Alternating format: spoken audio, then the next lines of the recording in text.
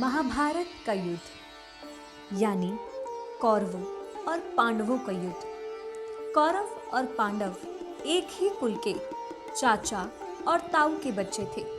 कौरवों भाइयों की संख्या 100 थी, वही पांडव 5 भाई थे। पांडव राजा पांडु और कुंती एवं माद्री के पुत्र थे, वही कौरव धृतराष्ट्र और गांधारी के पुत्र थे और उनकी एक पुत्री भी थी जिसका नाम था दुश्शला।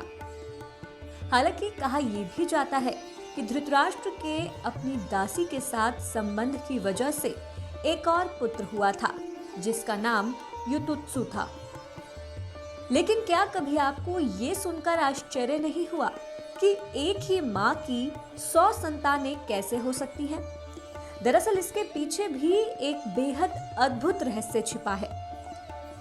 प्रचलित कथाओं के आधार पर गांधारी को लंबे समय तक संतान प्राप्ति नहीं हुई थी, लेकिन वह सेवा भाव से परिपूर्ण थी। एक बार हस्तिनापुर में महर्षि वेदव्यास पधारे। गांधारी ने खूब श्रद्धा से उनकी सेवा की। गांधारी का ये मधुर सेवा भाव देखकर महर्षि वेदव्यास ने उसे 100 पुत्रों की प्राप्ति का वरदान दिया था। कुछ समय बाद जब गांधारी गर्भवती हुई तो धृतराष्ट्र और गांधारी के जीवन में खुशियों का ठिकाना नहीं था। लेकिन 9 महीने बीत जाने के पश्चात भी उन्हें कोई संतान प्राप्ति नहीं हुई।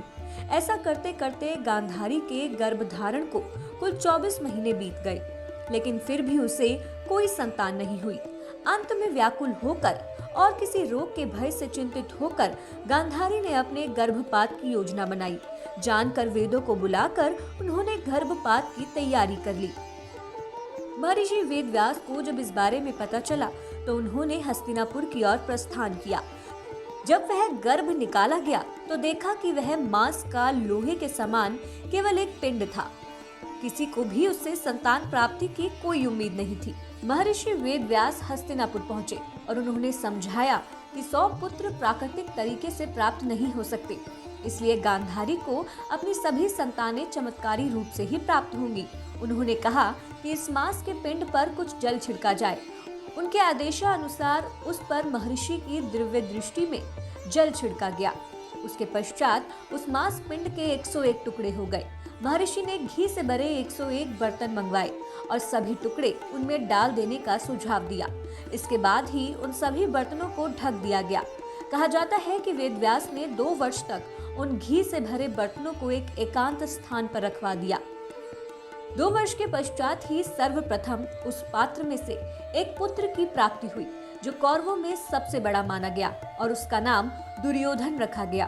दुर्योधन के पश्चात ही दुशासन, दुस्सह, दुश्शल, जलसंग, सम और आदि पुत्रों का जन्म हुआ। इसके अलावा उन्हें एक पुत्री की प्राप्ति भी हुई जिसका नाम दुश्शला रखा गया। जिसके बाद हस्तिनापुर में खुशियों की लहर दौड़ गई। राजा धृतराष्ट्र भी 100 पुत्र प्राप्त करके अत्यंत गर्व महसूस कर रहे थे, लेकिन आंखों पर पट्टी होने और पति के अंधे होने के कारण गांधारी ने अपनी सभी संतानों की देखरेख का जिम्मा अपने भाई शकुनी पर डाल दिया था। शकुनी ने कभी भी अपने भांजों को सुनियोजित शिक्षा नहीं दी।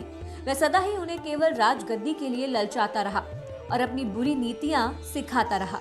उसने हस्तिनापुर की राज परिवार के बीच में इतनी गहरी खाई खोद दी जिसका अंजाम आखिर महाभारत था। 100 पुत्रों की माता होने के बावजूद भी महाभारत के युद्ध के पश्चात गांधारी का एक भी पुत्र जीवित नहीं बचा। इसके अलावा गांधारी का दामाद जयद्रथ भी युद्ध में मारा गया था। आप हमारे संतवाणी चैनल को सब्सक्राइब करें, वीडियो को लाइक करें, शेयर करें और हाँ, बेल आइकन पर क्लिक करना बिल्कुल ना भूलें ताकि हमारी किसी भी वीडियो की सूचना सबसे पहले आपको मिले।